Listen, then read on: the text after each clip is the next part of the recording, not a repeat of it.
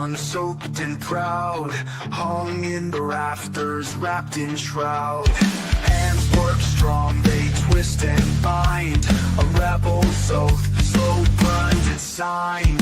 Burn it all, let the embers soar, gold in the ash and coal in the core. No masters here, no gates to climb, we blaze the trail, we love that time.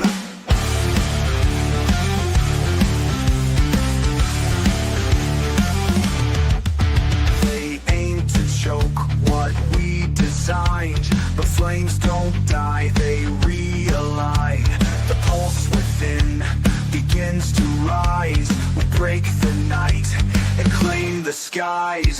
Burn it all, let the embers soar, gold in the ash and coal in the core. No masters here, no gates to climb, we blaze the trail, we love that time.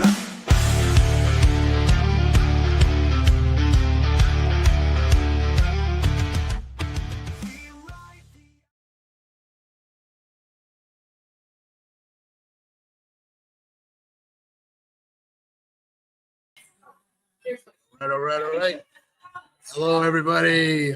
Welcome to Burn It All. Captain RG3 coming to you from Saka Cigar Lounge in Temecula live. Decided to take it on the road today. Anyway, let's bring everybody up.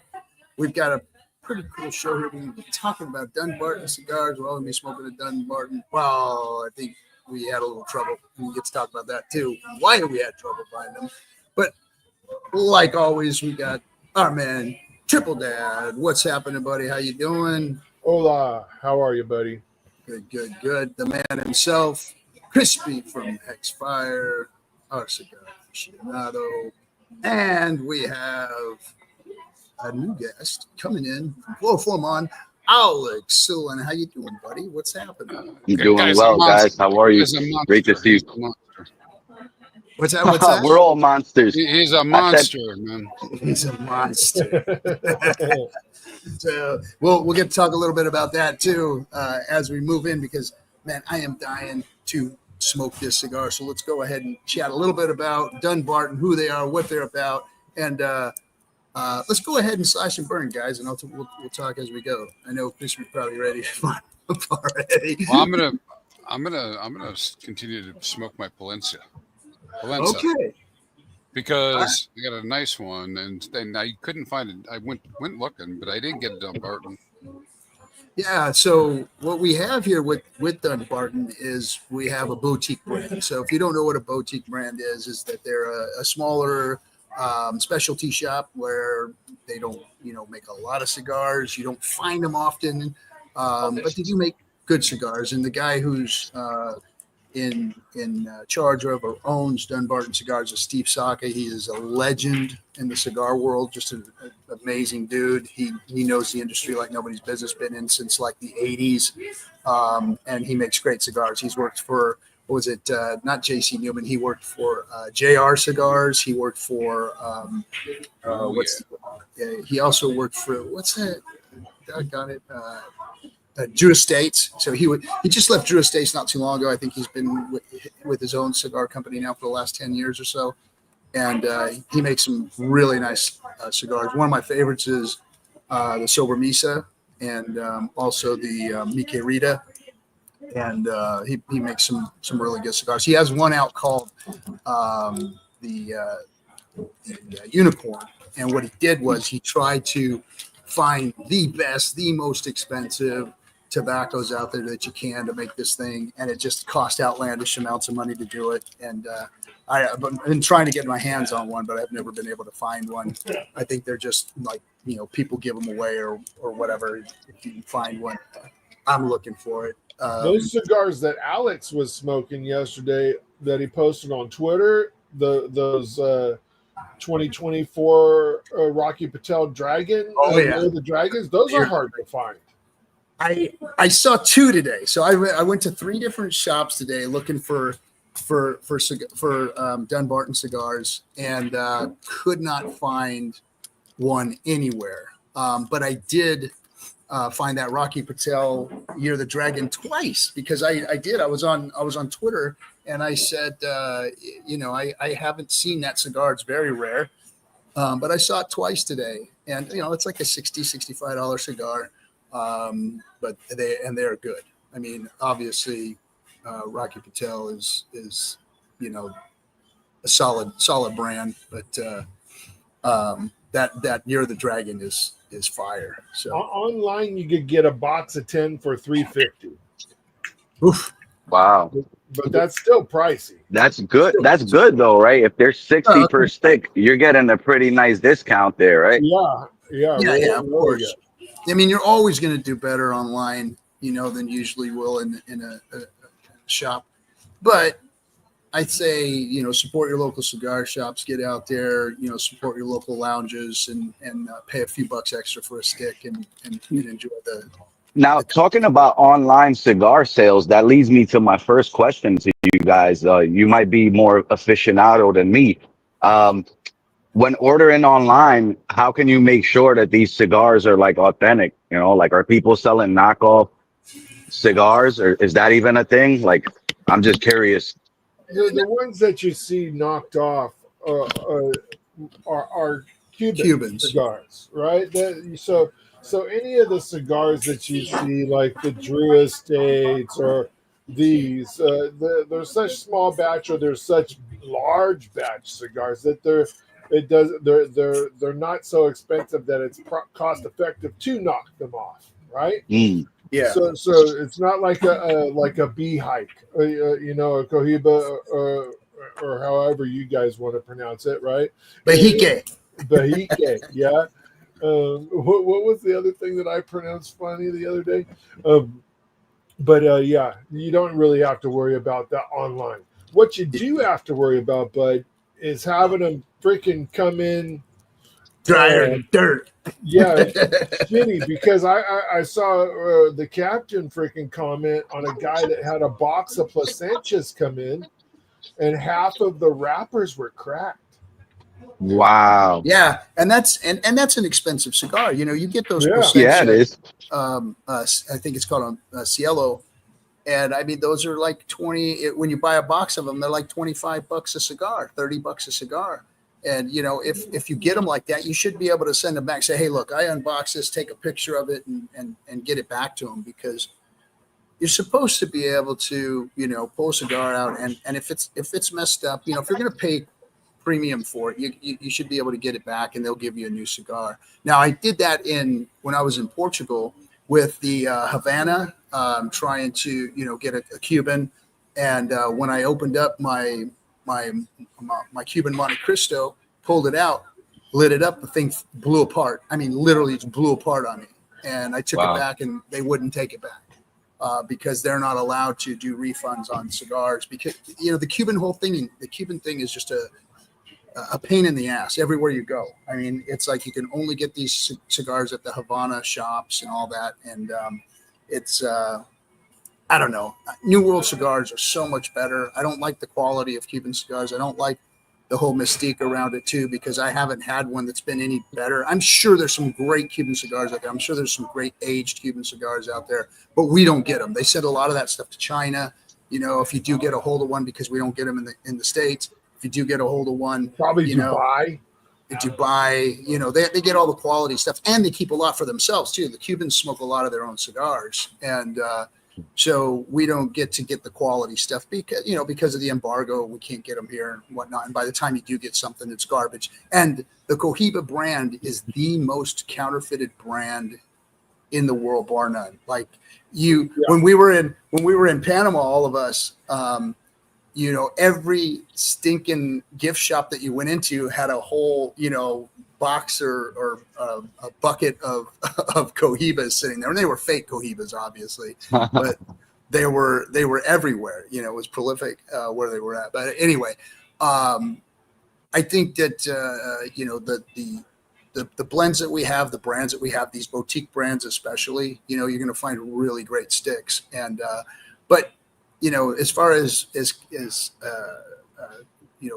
counterfeiting goes, you won't see that if you're at a reputable, like Cigar Bid or Famous or Cigar Thief. You go to these, these JR, online, International, Atlantic, all of those guys yeah, are freaking solid. and they're solid. And like I said, if you do get something that's screwed up, beat up, and broken up, I would take a picture, send them an email, and get either a refund or something like that, or send them back to them.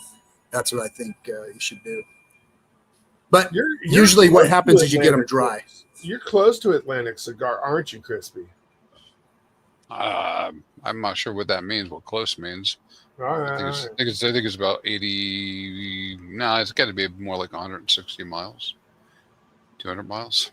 Well, that's a day trip. I'll have Let's to look take them that up. trip. We could take that trip one day, Crispy. Yeah, yeah. Why not? Atlantic Cigar has some great cigars for good deals, and I used to be a member with Atlantic Cigar that gave you that discount, like the club member or whatever. Yeah. But now I've just been buying so much on auction; it's just not even funny. Well, Yeah. up this way we call the tri-state area. Well, one of the tri-state areas, Connecticut, New York, and New Jersey. Anyway, so I've had to drive through a bunch of times, and when I go through Jersey, I've gone to JR more than one time. But I don't think I've been to Atlantic. Nice.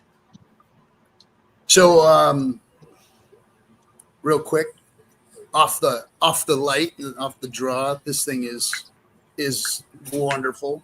So a little bit about Dunbarton and some of the cigars they make. What I really like the guy that owns the place, Steve Saka. He like I said, he's a legend in the industry, and just a straight up dude. If you ever watch any of his videos, you'll see that he's just he's straight up about what he's doing.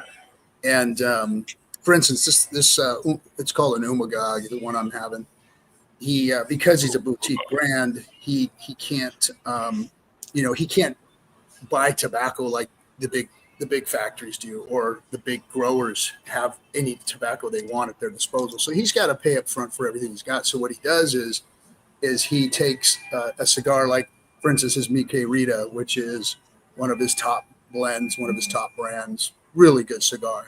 And the tobacco that doesn't look good enough to make the Mi Querida, which is, because it's a really good looking cigar, he uses to make the Umagog. So now you're talking about taking a $20 cigar, which is the Mi Querida, and you're using the same material, only it's not as pretty.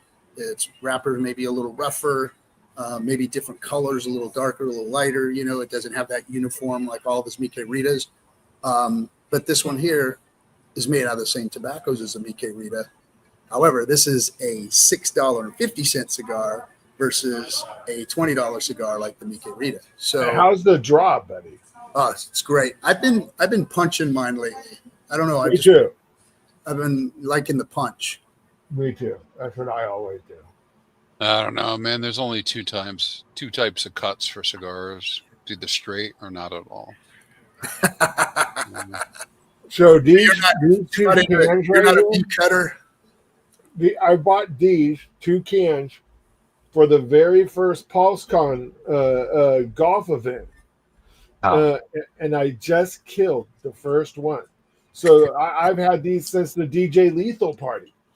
Oh wow! Wow! That's way back.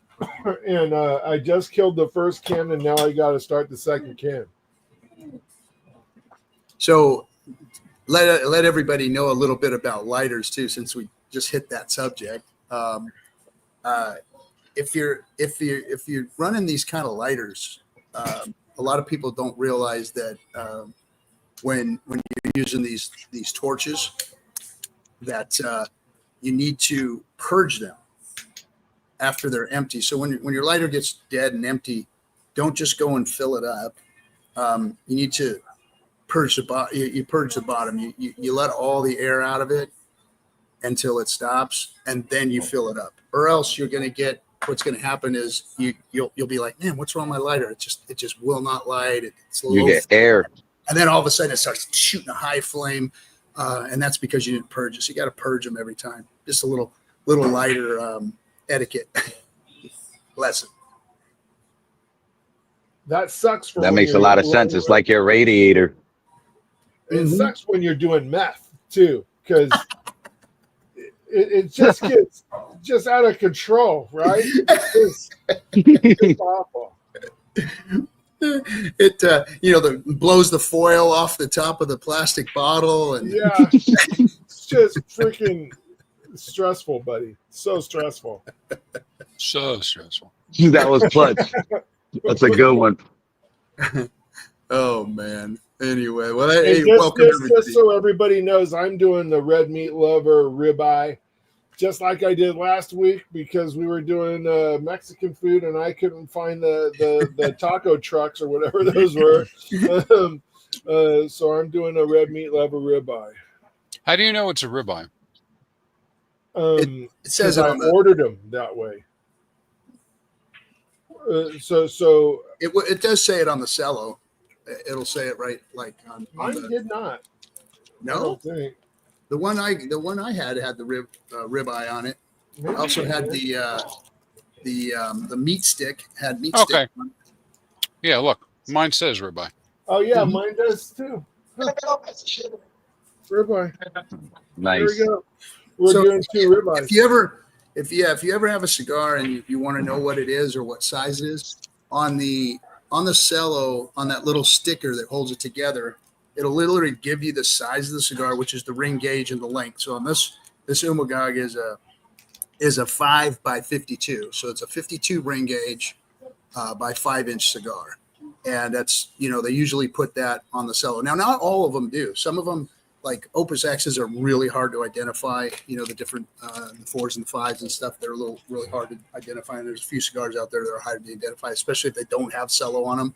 You got to look at the box before I mean, to some people, they don't give a shit either. It's not that important to them what size they got or what actual cigar they have. But once you start kind of getting into it and you got stuff in your humidor and you want to know what was good, what was I didn't like that one, because the other thing is that the size of the cigar changes the flavor of it too. Even though it may be the same blend, the Umagog comes in like 5 different, sizes. And the size of the wrapper and the size of the filler changes the taste of the cigar.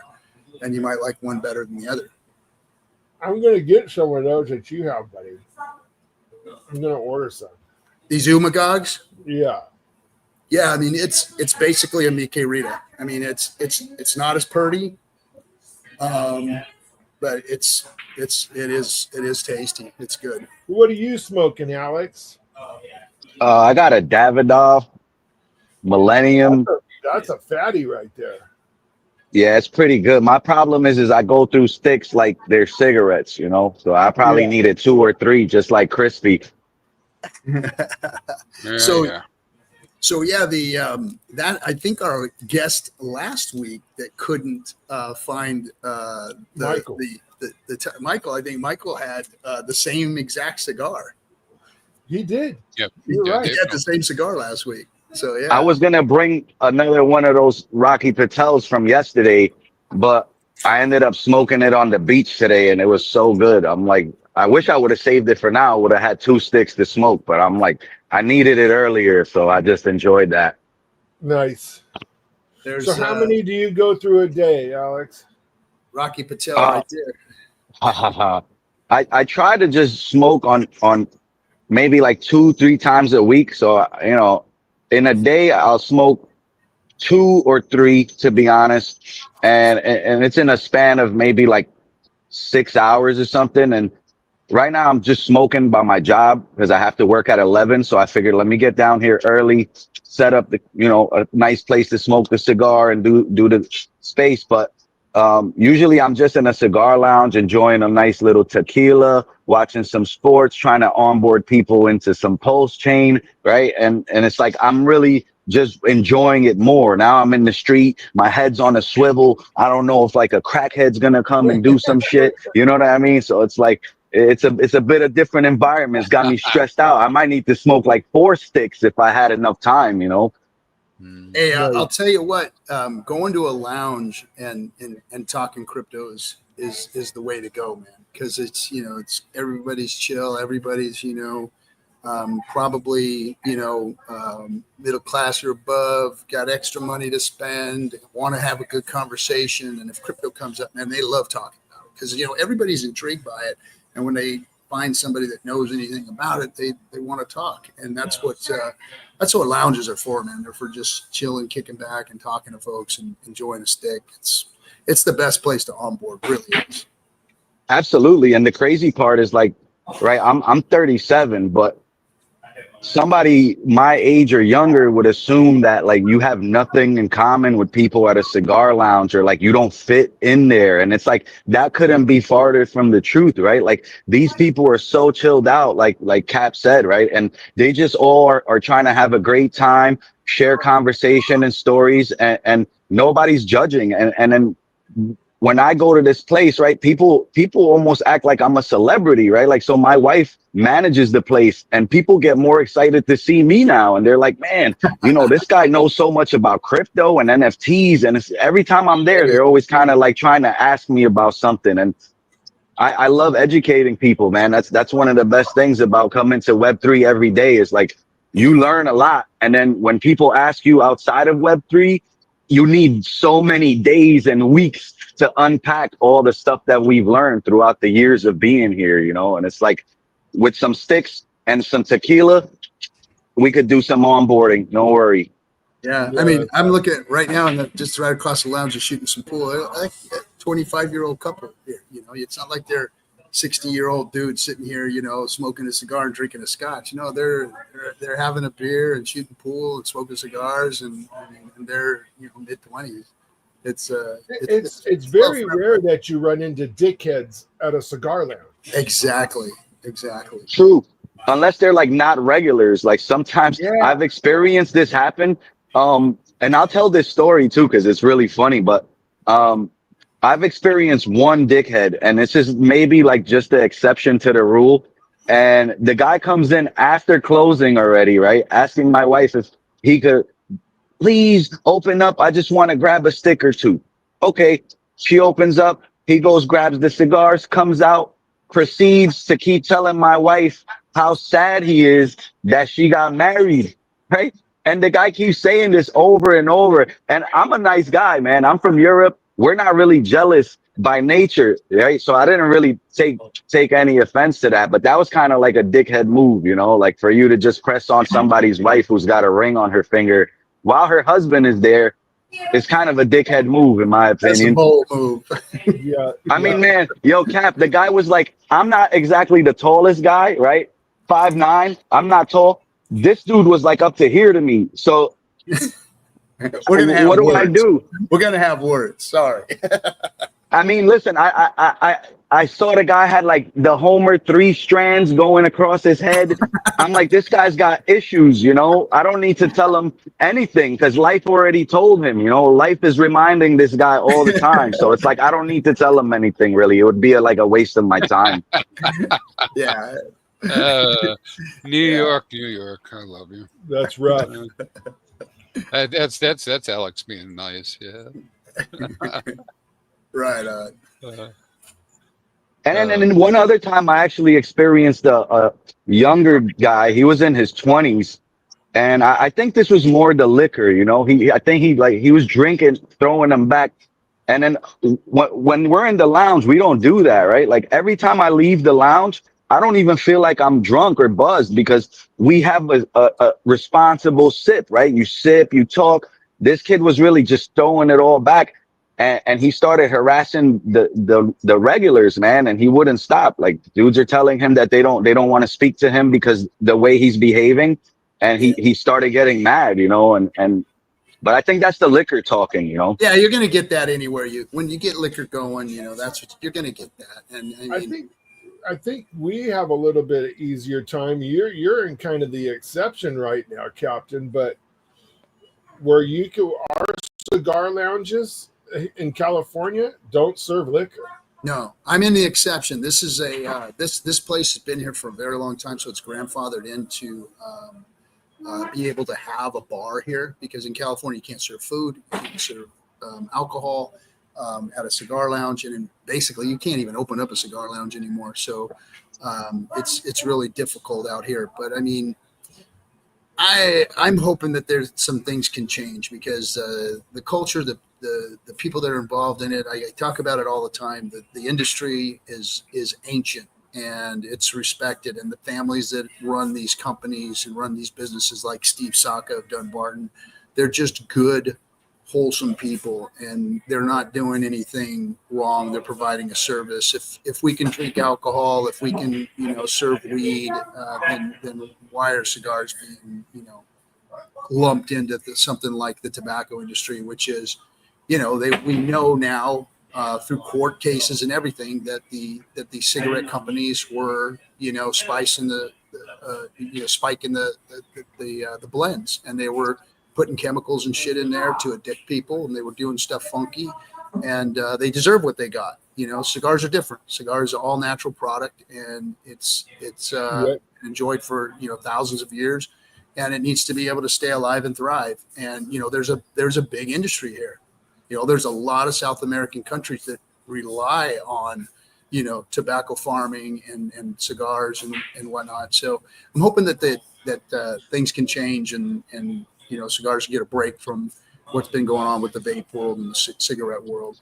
Most of the lounges around here, you're lucky if they have like a refrigerator full of drinks that you could buy with your cigar. Well, here could be a fix to this, right? So at the cigar lounge I go to, it's also where the same rule, right? Like they don't have any liquor, any of that, but they have bring your own bottle. And that could be a way where all of these places get around that. And you as a regular, when you pay your membership, you have your own locker, and you could store your liquor in the locker, and then every time you come in, you pour yourself. And then the ladies that work there, they'll just put some ice in your cup and you fill it up yourself. And that's a way that any cigar lounge could kind of circumvent that rule if you do want people to drink in there. BYOB.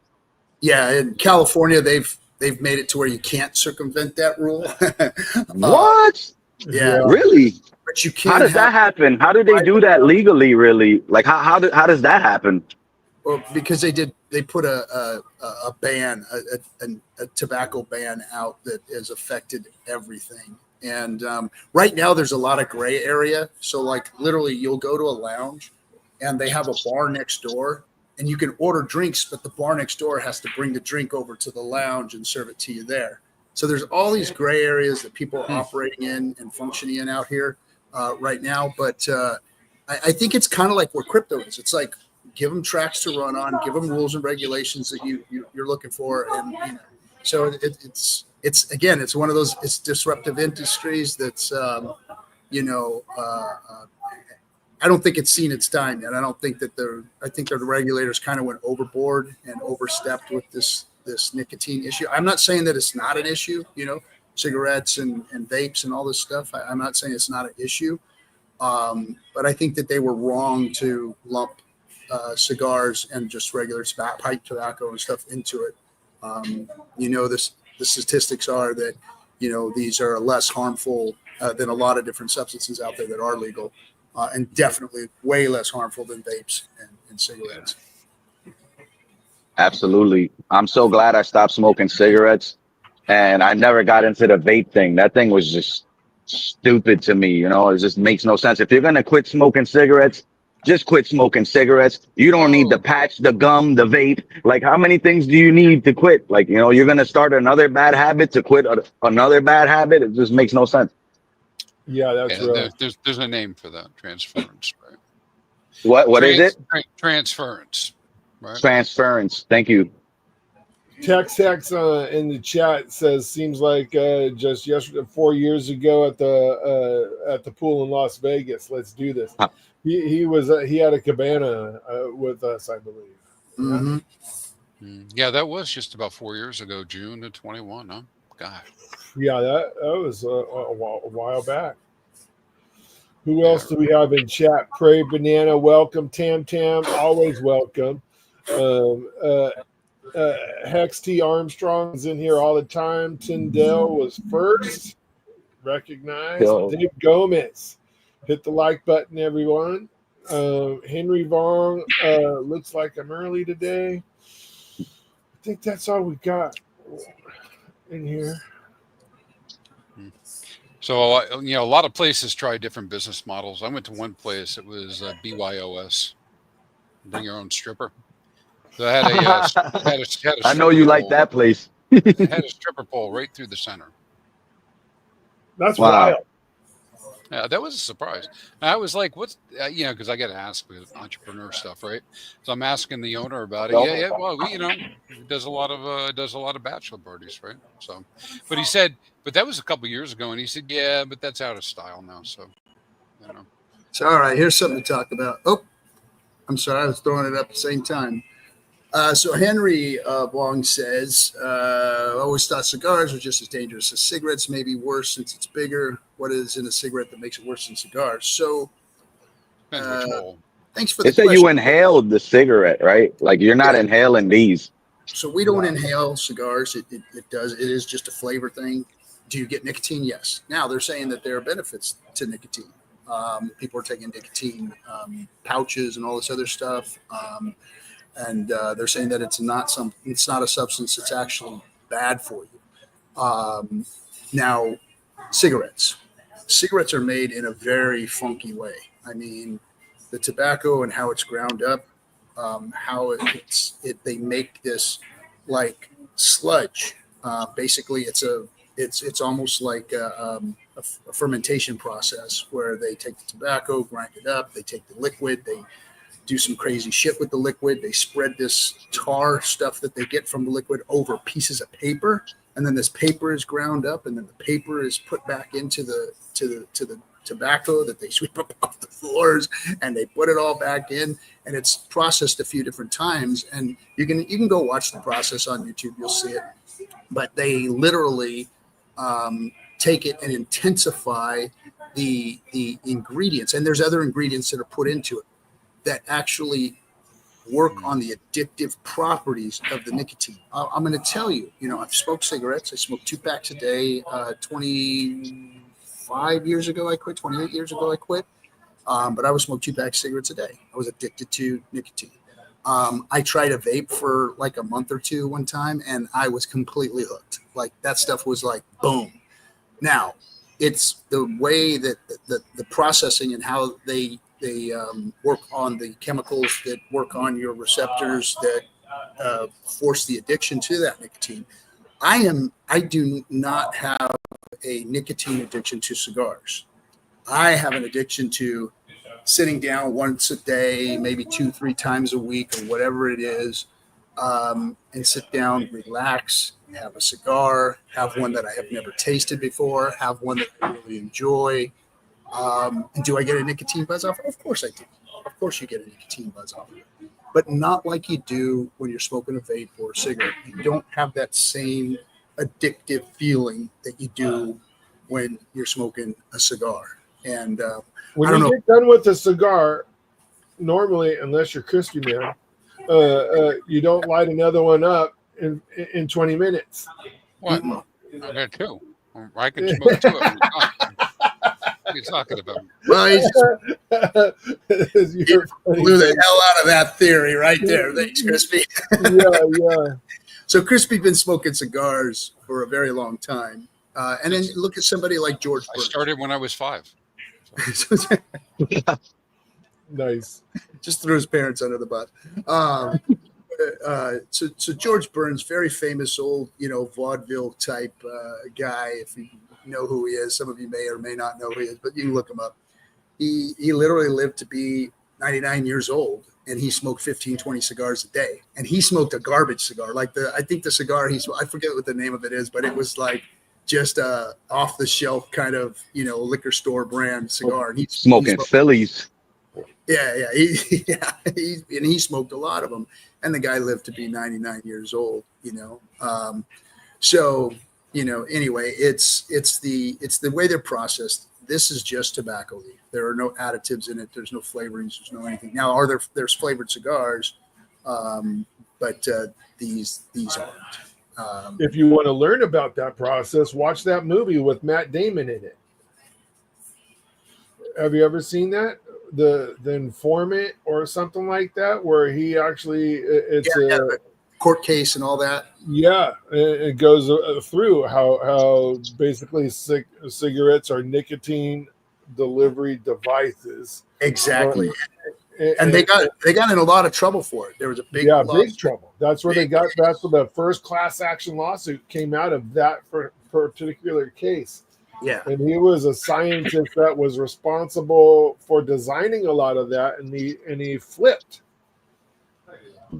He told on him. Yeah, that was a true story. That's based on a true story. And look it up. I think it's Matt Damon. I think it's called The Informant or something like that. Yeah. Yeah. Where he's kind of nerdy, right? He's got glasses on and stuff, right? Yeah. In that movie. Yeah, I saw that movie. That was a great movie, man. Matt Damon is key. Yeah. So, and again, that was big tobacco. That was just like big pharma or anything else. That was an industrial complex. They were selling. I mean, that was one of America's biggest industries, if not the biggest industry at the time when they hit the top. And of course, it's been decimated. Now cigarettes are crazy expensive. I remember when cigarettes were 35 cents a pack. And they had everybody smoked. Everybody smoked. At one point, if you look back in the 40s and 50s, there were commercials that were showing how good cigarette smoking was for you, and they did that. And there was a cigarette in every movie. There was a cigarette in every TV show. It was everywhere. I mean, and anywhere you went indoors, people were smoking all over the place. And then, of course, that lawsuit brought the hammer down on everything. Yeah, it didn't really start changing until the early 90s, right? And no, not even then. It really didn't start changing until after the 2000s. Because even up until then, man, I worked in an office with like 3 other guys, and it was like 20 by 20 feet, and one of the guys chain smoked in there, and it was still legal. And then it was bad. It was bad. It was thick. So you could even at that time. By then, they might have like outlawed it on planes. But in the 80s, you go on an airplane, man. Yeah, people would be sitting right next to you smoking. Smoking right on the plane.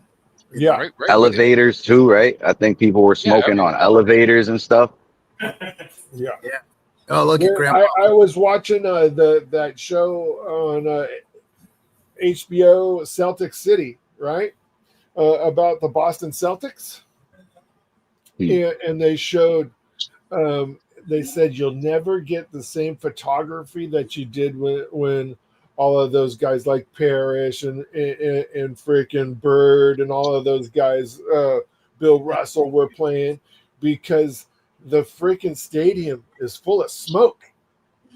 And it added a blue haze to a lot of the photography that was taken during those basketball games. And they said it made gorgeous pictures, but all the athletes back then were breathing that. And back then the Garden was a small place, and every freaking guy in there was lighting up cigarettes. The coach, Red, was freaking lighting up cigars when they got close to winning right on the floor.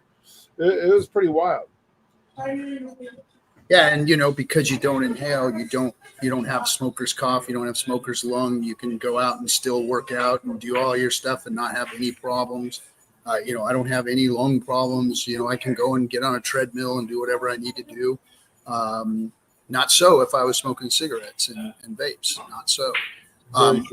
Grandpa Paul said, hey, the cigar industry is booming in Esteli, Nicaragua, that is, guys. The Cubans are building new barns for aging the tobacco at a rapid pace. Cubans in Cuba or the Cubans in Esteli?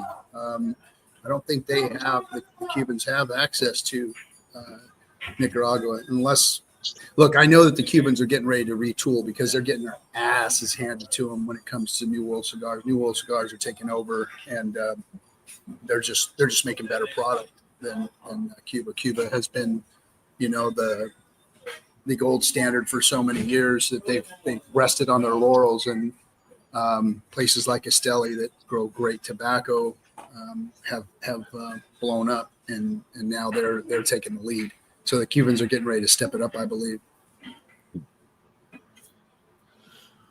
Would the Cubans would have to step up production? because they don't make a that's a small place, and Yeah. it's not all tobacco, right? There's No. all kinds of stuff they grow on that freaking island. They would have to not only step up their game, they would probably have to start doing blends because they wouldn't have enough of their own Cuban tobacco to actually produce enough. Maybe it would be like a Cuban wrapper or a Cuban filler with a Dominican wrapper or something like that.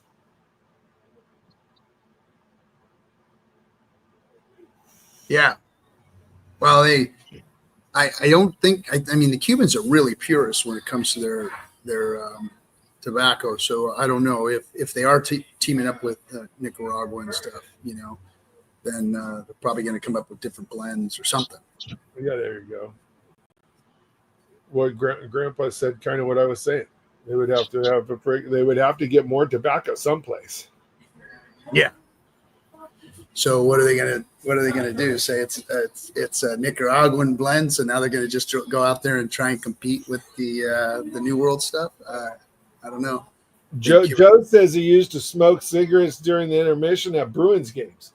That the funny thing is the hockey team owners are the ones that started the NBA because they had a bunch of hockey stadiums that they wanted to have other events in that were empty half the time. So that's why they started the NBA. So the Bruins owner was the owner of the Celtics. Oh, shit. Wow. Thanks for that history, man. That's awesome. I'm learning a lot here. I love basketball. Yeah. That's cool, man. Because when I was in my country, I wasn't privy to all these American sports. All we really knew was football, maybe tennis, right? Swimming, gymnastics, right? That's about it. And then when I came here, man, it was like I was stuck watching this small tube TV, right? And then I went to the widescreen 4K, and it was just like an overabundance of culture and everything. I was just like overstimulated right away, right? You got baseball, hockey, American football, basketball. It's like, man, there's so many things. What is your native? What is your original home country, buddy? I'm from Romania. Oh, cool. That's awesome. Thank you. Yeah, it's a wonderful place, man. I hear it's still just how I left it. They're keeping things preserved, and a lot of the historical places are getting like not smashed down, but they're getting, the maintenance they need, and they still got nice cobblestone streets and all of that. The castles are still preserved, and it's a beautiful place. A lot of culture. I suggest if you guys travel around, stop in Romania, and then from there you could go to other places like Turkey and stuff like that directly from there. Yeah, I love it. I love it. No, Europe is like stolen my heart, man. I've traveled all over Asia. I traveled a lot of South American countries, and then I finally was able to get to Europe, in the last few years, and I just love Europe, man. It's just, I mean, even England, London. Like, I am not a cold person. I am not a city person, but something about London I just loved it. It was the culture, the old buildings, everything still being the same as it was, but not new, and it's just, I love Europe. And, well, obviously it's not Europe, but I just love that area of the world. Yeah, London's a cool place. Yeah. Grandpa also said Nicaragua. So, okay, so Nicaragua produces the best cigars in the world and great rum too. So I don't know about the rum. I haven't taken a sip of alcohol in 30 years, and but I'll tell you what, cigars are great. But I'm a Dominican guy. I love a Dominican Puro. I actually picked one up today here at the Cigar Lounge. Something about a Dominican cigar. I had an Opus X the other day for Father's Day, and oh my gosh, it was just insane good. Insane. Just so you know, Alex, if you want to get close to your home country, when Saint Wolf was on here with us, we talked about doing a meetup in Prague Okay. because he's over in that general area, right? But we're doing an RH ecosystem meetup in Prague soon. Let's do it. Oh, look, we've Okay. converted another one. Grandpa Pulse is ready to start smoking cigars again. Nice. When is this meetup happening? How soon is it? Next year sometime. Okay. Like, Keep me posted, I guess, if you can. Let me know what the exact date is and where you guys are gonna be at. And I'll make sure that my wife and I get over there, man. And then we could both experience some new things. And then I'll take her to see my country and we go from there. Thank you for letting me know about that. It sounds awesome. I'm all about going to the conferences and to the meetups. You know, a lot of people have bad sentiments on these things, and it's because people usually have a bad outlook on it, right? Like they're just thinking that they're going to use this to come party and hang out, right? Like when I'm coming to these conferences, I'm trying to network and I'm trying to work, right? And build relationships and build those relationships into possible collaborations, right? So it's like if you come to these things with the right head on your shoulders, you get to gain a lot. And you might get to party too, but that shouldn't be your first thing, right? Like the party should be like later. Once business is done, yeah, we could party a bit. I like to party. I'm yeah. Alex. I like to party. Really, yeah, Alex, you really impressed me at our event in Vegas. You know, watching you come in there and network and do the work that you did, and I watched you, and and you supported us, and were part of the event itself. So, hats off to you, man. Good job How on did I not utilizing. meet Alex when I was there, buddy? You didn't meet Alex? No. Oh shoot! I feel like it's part of it was that my wife and I basically we weren't married yet. So part of the trip to Vegas was us getting married there and the I didn't know that. responsibility. That's Yeah, badass, bro. buddy. That's You know what cool. I feel like? I feel like as an ecosystem, we kind of failed on that, right? Like I should have told you guys, yo, let's have a pulse chain wedding. All you guys come to our wedding at the Man, chapel, and we make it a thing and advertise it. And it bro, would we have been would a have good made it thing a for the thing, man. system. We We would have would have made made it that a thing. huge, buddy. I didn't even know you got married. Yeah, We would have made brought a it thing. DJ. Maybe we should try and do that every year. Get somebody to get married there at the event.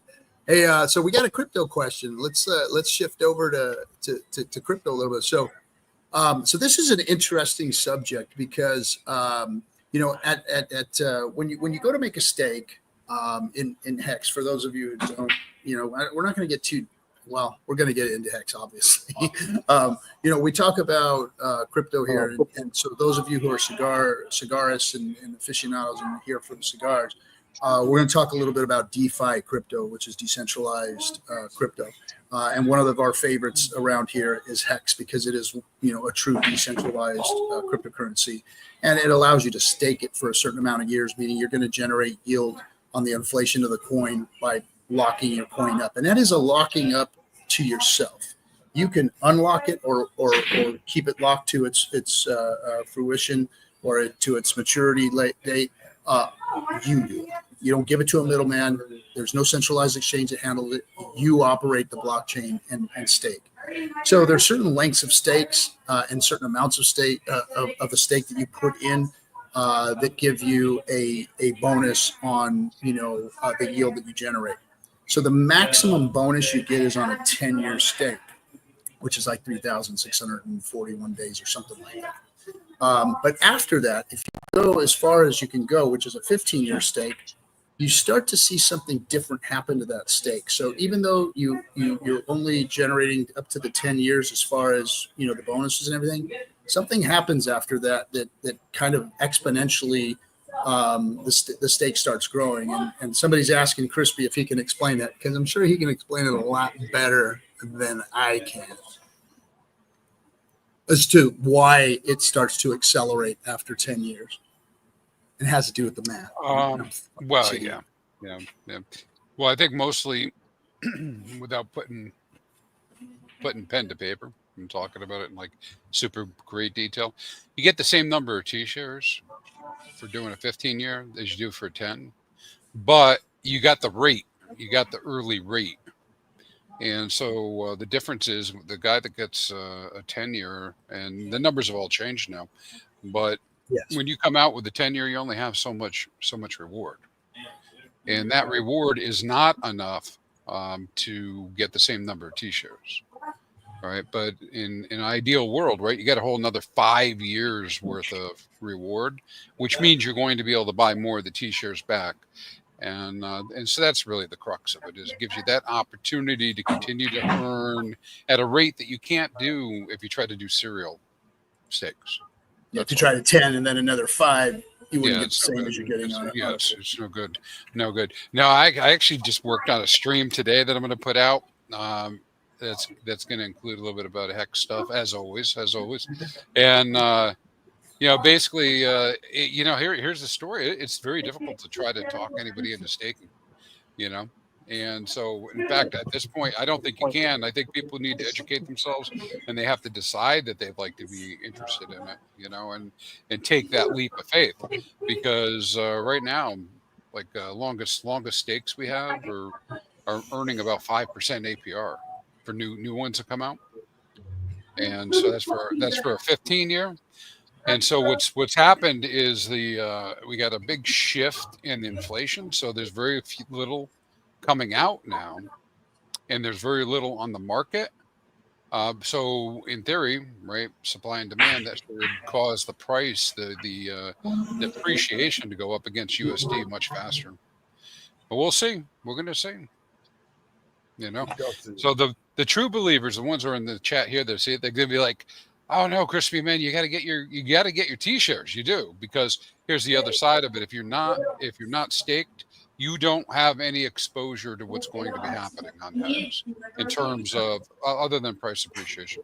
You don't have exposure to it, and we don't know what the future holds. I don't know if there's a pinata event like Johnny Chaos talks about, and like half the T-shares get emerged and staked.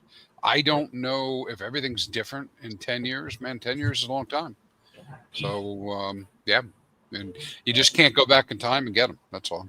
So I'm not well versed in a lot of financial terms, but would what happen to, well, it's not really quantitative easing, but would it be kind of considered that as far as what's happened to the it's really rate the of return? Right? It's really the reverse, quantitative tightening. So it's tight. It's quantitative tightening, not. I mean, if you're gonna call it that, yeah. I mean, of course. Now this is why this starts getting into the realm of, hey, you got to be a believer. You got to push the button. You got to believe there's going to be heavy price appreciation in the future, but you don't see that on the chart, right? So it's really hard for people to kind of like get their heads around, like, this is going to be a good idea, right? And so, anyways, I think what it's set up for all the original stakers and all the stakers over the last 5 years that have come in is that they've gotten up, let's say, large-sized returns in the form of rewards, and they are going to be rewarded, through the fact that they get that price appreciation at some point. And then the ones that keep their ladders up, they're going to be the only ones getting fresh hex. Nice. Welcome, Frank White. Bang Bang Pulse Gang. All right, so I love watching Crispy talk about this stuff. Like, the way he gets excited is like me creating and talking about monsters. It's like you're really good at what you do, Crispy. Monsters. I like monsters. I love people that can explain the math and what's going on, and that's the deal generation tool in Hex is unique, and it's exciting, and it's dynamic. And I know that right now it looks unattractive as far as the rate of return. But what has been set up right now, in my opinion, is there's two things. One, which is what Crispy just talked about, as far as there being a pinata event or a reverse event where emergency end state could happen and throw yield into everybody's wallet, because if you're generating yield in hex, again, not to get, well, we're going to get into it again. Like I said, when you're generating yield from your stake, you're getting it at a percentage. Right now, it's like 1.5 hex per T share per day, and it doesn't seem like a lot. However, if somebody pulls their stake early, which we all know that there are some monster stakes that were put in there by an address called the originating address, that if those things were to emergency end stake, meaning they ended early, then they're going to pay a massive penalty. And because this is a decentralized cryptocurrency, that value of hex that gets penalized doesn't go to a company. Part of it goes to that originating address, and the other part of it goes to all the stakers. So all the stakers that are staked, if you're not staked, you don't get to be part of it, which is what Chris was talking about. Then you have to be in the game, staked, and in order to reap the benefits of that. Now, the other thing is that because of the way Hex is set up now, because of the liquidity pools, the only thing that hasn't changed is really the ratios of certain tokens to Hex. That hasn't changed yet, which if that happens, then Hex is really poised for price action. Like price action right now is ready to move. Anything that starts flowing into the Hex ecosystem right now and in big amounts is going to move the price exponentially. Of course, rising tide raises all ships. So they're all connected to Bitcoin and Ethereum. So once the whole market starts to move, of course, Hex will start moving. But then as soon as people start seeing that price action, seeing things start to move, when they start coming into Hex itself, it even exponentially raises the price of Hex. And that's when you're going to see real price action happen. So there's two things going on here, where being involved, being staked right now is going to be a benefit, where you can capitalize on the emergency end stakes if that happens. I'm saying it is, but if that happens, and then also, it's set up for price action right now. You said Johnny Chaos Pinata, and he showed up in chat. Yeah, I know. I saw him out there. Yeah. Hey, well, hey, listen, back in 2020, I was talking to RG3. Yeah, that's like 5 years ago, right? And one of the things we talked about, a lot of us talked about, wasn't just he and I, but this whole thing about price bias. And I can't prove it to the people who are listening now unless they've experienced it. But price bias is like a real thing. And you're like, no, this doesn't make sense. I mean, because what I'm faced with now is people are like, well, I say I'm faced, if I'm talking about Hex, they're like, yeah, but Crispy, man, if I'm going to lock up for 15 years and I'm going to get 5%, I can put it into PulseX and get double it, get 100%. And I don't have to wait 15 years, or I can do X, Y, Z and do something else and do it. And that is true. And it's very true. And you can see it on the charts, right? There are a lot of things that went up 1,000,000%, And the thing is while it's true that I can pick those out and compare them, not the same risk assessment, not the same risk analysis. And so you're taking on a different level of risk that will happen. And but anyways, it all centers back down to the green candles, right? Green candles, and Hex at $1. And then everybody's like, you mean one T-shirt is going to get me $1 a day or $1.50 a day? All of a sudden, that math makes sense to people because it can make a real difference to their lives.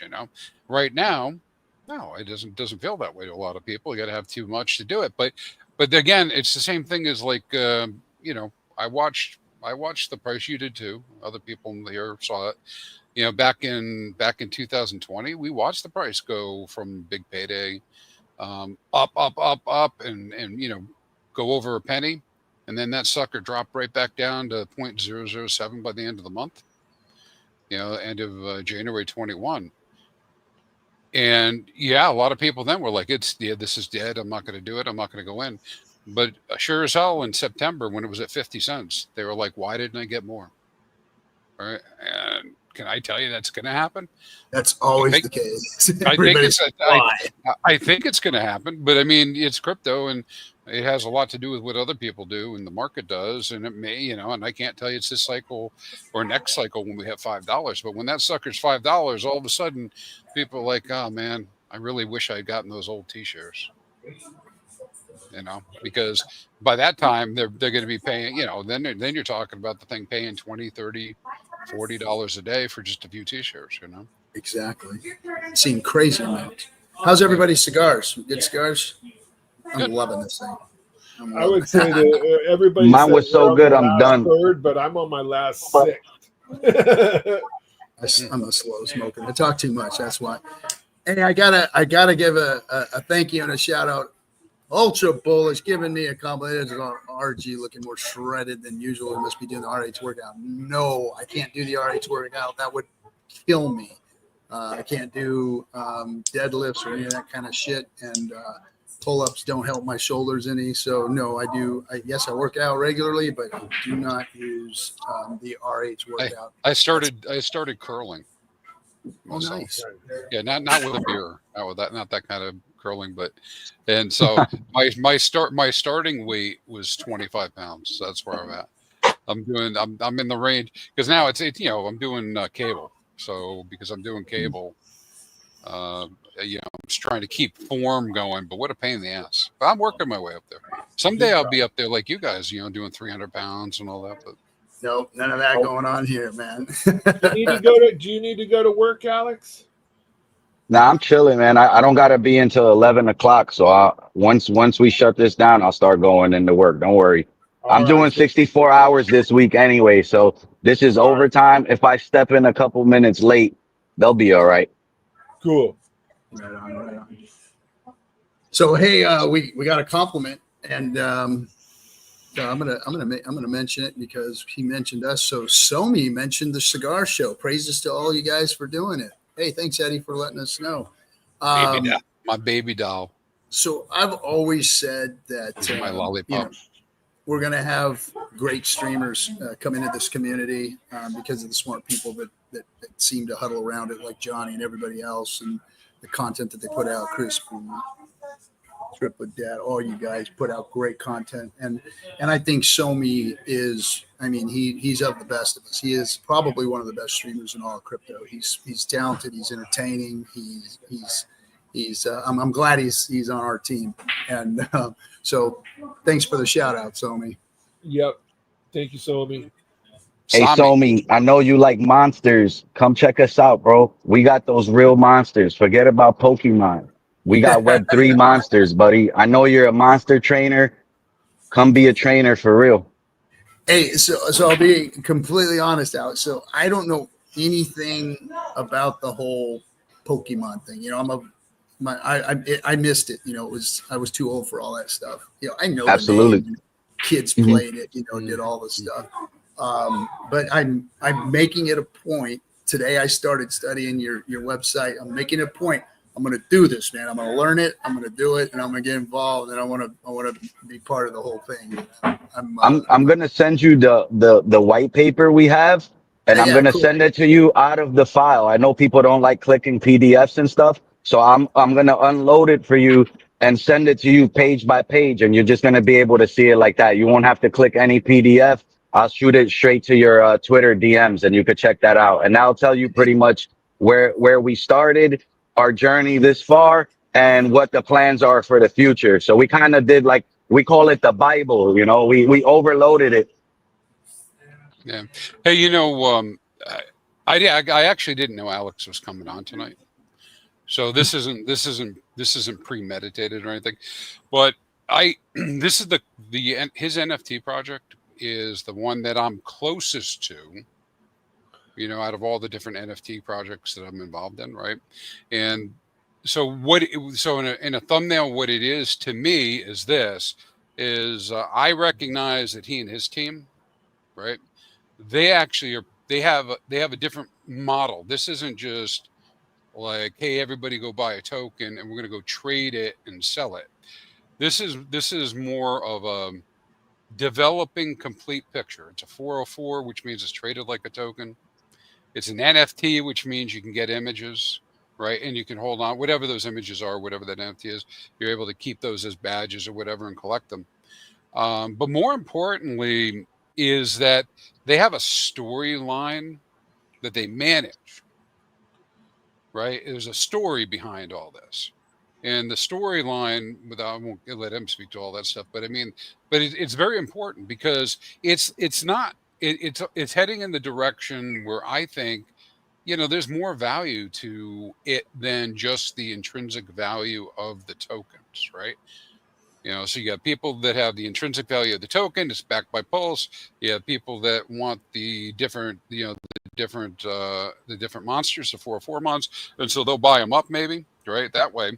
And then they have the fact that there's a community and people engage in it, which is pretty cool. And because these are all the types of things that keep people's eyeballs going, right? And now with them crossing over into IRL, potentially with comic books, hard copy cards, that type of stuff. Anyways, that's like the thumbnail for me is like, man, I could really see how this could be something that takes off. I appreciate that, Crispy. And you just hit it right now. I'm going to give a little alpha. This is something that just kind of came through today.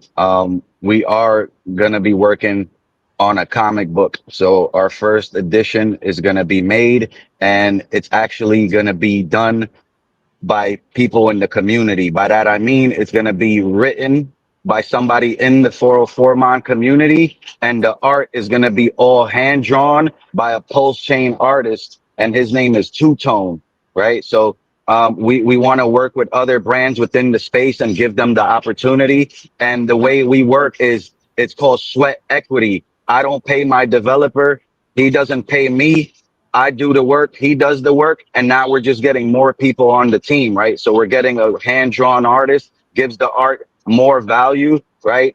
And then we're getting somebody who could keep writing these comics for us. And now we're going to go 25, 25, 25, 25 on this collaboration. And first it's going to start digital. Of course, it's going to be a digital comic book. And then from there, it's going to go physical. But we just want to start in Web3 first and then go back out like we did with the trading cards. So, And to touch on your point, Two Tones, good I had dude. an idea about that, right? So I talked to the guys over at Anti-Gravity Project, right, with their dark token and all of that stuff, right? And I said the same way we're trying to cross-pollinate cigars and crypto. I'm doing a Formula One show with those guys, and we're trying to get crypto and Formula One show going on. But I told him he should take his storyline, which is a comic book kind of, right, and take it to a local Comic-Con just to get a little bit of cross-pollination with the comic book community and crypto community. I don't think those two communities are very far off. No. So if you could take that into one of those type of things and get some exposure to Pulse Chain or whatever chain it may be on, right? And get your art and the crypto part of it exposure at that convention, I think that would be a good deal, bud. And I think it could grow exponentially with those two communities. Yeah, That's a great idea. I agree 100% with you on that, man, because we talked after this 369. So Alex showed up, right? And he showed up with his beautiful bride, right? And they showed so like I'm pretty geeky in that. Listen, I've done LARPing. I've actually put on events and stuff where people did things like what you would call scenario events and this type, like storylines where people come out because they just want to have fun, right? And they're participating in something. So I was watching what happened. I talked to Black Hexagon about this a little bit about what might happen next year. And the idea that I think there's plenty of room to expand into really getting people excited that are in the NFT space. And I don't know, maybe nobody else goes to Comic-Cons. I go to Comic-Cons. I have a hell of a fun time there. Besides the eye candy, I mean, there's lots of fun because I'm pretty geeky and I like science fiction and I like weird stuff, right? So, anyways, why can't we have that kind of crossover in Pulse Chain? Why can't we have that where people are excited to be there? And we will, right? So we will have that. We have to build it. Absolutely. And this is what we're going to do. I'm going to take your idea, Triple Dad, and we're going to make a physical comic. And when Comic-Con comes over here in Jacob Javits, I'm going to go and I'm going to make sure to see if I could pitch it around, or maybe go to every booth and introduce myself, show them what we got. And that's how it starts, you know, and you bring a good point, and I'm going to take that suggestion, because it's all about finding the bridge, right? So when I talked about using the cigar lounge as a bridge to onboard people, now we're going to use this comic book and Comic-Con as a bridge to onboard people. And that's like just genius. Why are you going to make the tool, right, and not use it? It's stupid. It's like having a hammer for hitting nails, but you want to punch the nail with your hand. It makes no sense. I think it would be awesome, buddy. And if you needed wingmans for any of that stuff, I've marched many a sales floor at Dex's and stuff like that, Comdex and all of those things, as I believe probably Crispy Man has also. And I've gone to my share of Comic-Cons. I've never been to San Diego, but I've been to a couple here in the Bay Area. I'd be more than happy to help out in any way possible. So how about this? Like, once we make the physicals, we send some of them out to you, and then if you end up going to the Comic-Con in your area, you could go and bring those there, and then maybe, if anything, I could see if I could even show up too and bring the comics myself, and we both go, you know. And then if Crispy wants, he could come with me to the New York one, right? And if you want to come to the New York one, we could do that too. And it's like another way I'm using my brand to onboard people is, I'm going into NFT NYC next week. I'm going to be speaking. I'm going to be presenting the 404 Mon there as the art. And all I'm going to do is keep talking about post-chain. All the answers I'm going to give are going to be incorporating post-chain and 404 Mon. Even though they don't want you to really talk about it too much, I'm still going to do it. And I'm going to find a nice, clever way to not be disrespectful, but still talk about post-chain a lot, you know? Are you going to be able to get that on video? Yeah, I'm gonna have my wife there. She's gonna record me when I'm on stage, and we'll take a video. We'll try to document a lot of that, actually. If you guys get the hankering to do something like that and wanted to put it out live, Fast Abdul and I could put it on Pulse Chain Times, and we could have your stuff going out live as you're doing it, if you would like to do that. We could do that. I could have a phone that's always streaming live on Twitter. And then we'll have a couple battery packs to just keep that going. And yeah, we could do it, see how long it lasts until the batteries die. Why not? Yeah, if you want it, buddy. I don't want to overcomplicate and give you something more to worry about when you're getting ready to present, right? But if you would like to do something like that, or if you want to just record it and bring it on to Pulse Chain Times, we could do that as well. We'll see how it works. But as far as like presenting, I feel like when it's time to present and be in front of the crowd, that's when I'm in my zone. You know, that's what I'm all about. It's kind of interacting with people, and the more people in the room, the better for me. You know, I don't get shaken out. So as far as preparing and stuff, I don't even prepare. I don't even look at the questions, and I don't try to overstudy, right? I want to sound like very genuine. And if I over practice something, it comes across as like over practice, right? And this dude was in front of the mirror. Like, I want to have real passion when I speak, and the way I do that is just by kind of processing the questions right there in the first time hearing them, you know. That's good, buddy. Not a canned pitch. Nice. Right on. Right on. And I'm also thinking about something else. I wonder what you guys think about this, right? So the 404 Mon are so cool, and they're kind of like these monsters and trainers, right? Well, I was thinking about, you see how I came to the conference, right, dressed in the trainer gear? Well, my wife and I were thinking about starting to make these little shows to onboard the youth into the chain, right? And into blockchain, period. It doesn't necessarily have to be post chain, but you know, the people that are going to use this new technology and all these video games and stuff, it's not going to be us, right? Like, we're too busy. We got things to do. The adults won't be playing with these kinds of things. And I think I'm going to use 404 Mon as a tool to onboard the youth into crypto. And we're going to teach them safety first, right? Like, own your keys, know how to have your wallet safe. Don't click on crazy links. Don't get caught with a drainer. All these kinds of things. And it's not even going to be malicious. It's going to be more in a way of just like educating in a fun way, you know? That's good, buddy. Very good. Very good.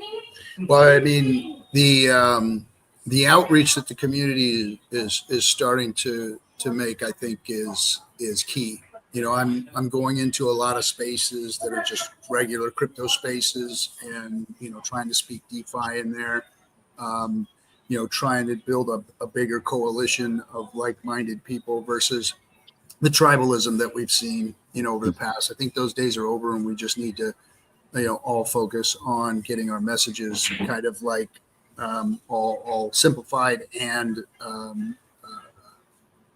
more like each other, and push that out so that we're advocating for DeFi, because that's all we got left anymore, guys. The crypto is centralized, and you know, just the other day with the Genius Act, it's been basically stamped centralized, and we now have CBDCs, and we were all afraid of the government owning the CBDCs, and now the CBDCs are owned by the centralized exchanges, the centralized entities. They have control now. So now we're at the mercy of, you know, those CBDCs as far as onboarding, offboarding, and on-ramping, off-ramping, all that stuff. And we've got to really advocate for DeFi, because if we're not at the table, we're going to be on, or if we're not, you know, if we're not at the table, we're going to be on the table. So we've got to really reach out and start, you know, getting the olive leaves out there to everybody in crypto and in these different, you know, communities, you know, the cigar community, you know, the things that Triple Dow was talking about. Oh, we've got to get out there to the gaming community, the youth, all of it. We need to be talking about DeFi and get that stigma off of us that we're not all drug dealers, terrorists, and money launderers. You know, yeah. We're real people out here trying to put good products out in front of everybody. Well, that's true, buddy.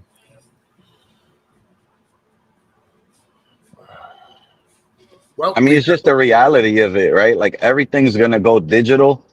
So the faster that the regular consumer could get in front of these big corporations and the institutions, the better it is, right? So we just got to do better at waking people up, and we have to become the echo chamber. And that means everybody try to find your bridge, right? Find your bridge and find how you could be genuine and onboard people, and do it in a respectful way, and do it in an educational way, right? Because when you can educate somebody, they really appreciate what you're telling them, you know. But if we're like talking down to people, it's not going to work, you know.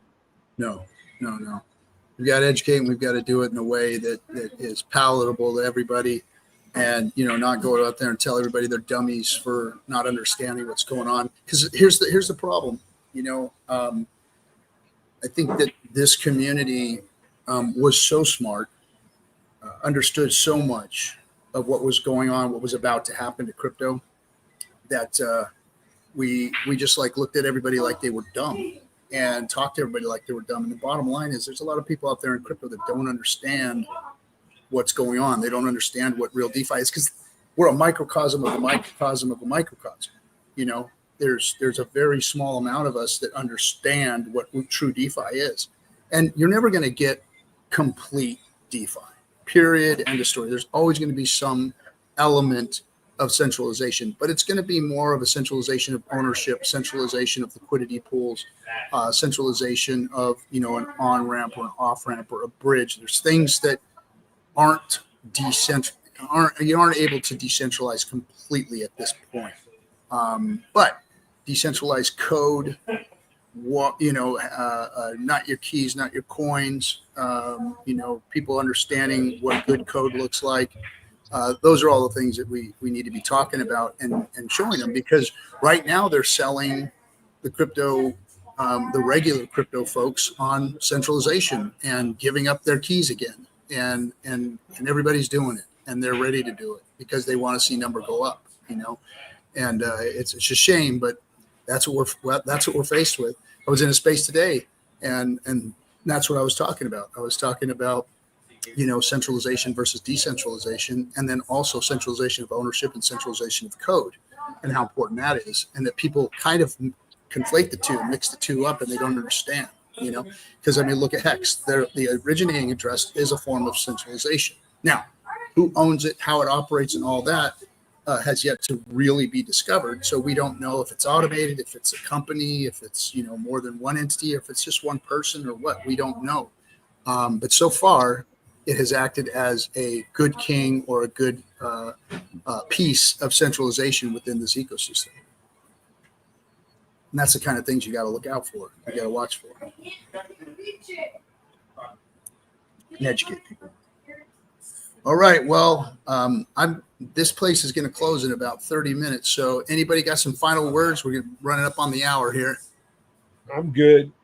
Just appreciate everybody coming and watching the show again every week. We are having this cool discussion with cigars. It's like one of my favorite things to do. This is not like a stream to me. This is like hanging out on a Thursday night with buddies, which is awesome. Yeah. I look Right forward on, man. Yeah, it's really. I appreciate it. Yeah, I hope to be back for many more. I had a great time with you guys. Honestly, it was a good Thanks, time. Alex. You're invited Thank you. to come back many times, bud. Yep. I think All right. come down. I think come down to your wife's cigar place, man. Please do, Crispy. Whenever you want. When we're done with this, I'll get into your DMs and we'll figure something out. See what works for both of us, and we'll make it happen for sure. Roger. Right Normally I stay back and I hang out with you guys sometimes in the green room and chat, but as soon as you click in stream, I'm going to go watch the basketball game. The game. All right. Well, we haven't decided next week what we're going to do. I don't know if we have something on our hand. Yeah, we're going to do Placentia next week. That's what we're going to do. So everybody with SJ as a special guest. And our producer will be the special guest because that is her favorite stick is the Placentia. And I'll tell you what, I haven't had a bad Placentia, to be honest. So I'm not yet. They are really good. So we'll be talking about them next week, and we'll have SJ in here, talking cigars. All right, everybody, thanks for coming. We'll see you. Oh, and by the way, I think I can announce it now that next week, if all goes right, we should be having a new show on Discourse Syndicate, and it's going to be called The Current Wave. And myself and the producer, SJ, are going to be doing a crypto news show. So we're going to bring you just about 30 minutes of crypto news and putting it out there for you. So thanks, everybody, for coming. We'll see you guys all next week on Burning On. Don't forget tomorrow's effing hangout, Friday night hangout. That's your show. You get to come on and do what you want. See you guys later. Have a good one. Effing. Have a good night, guys. Take care. Good night. Good night.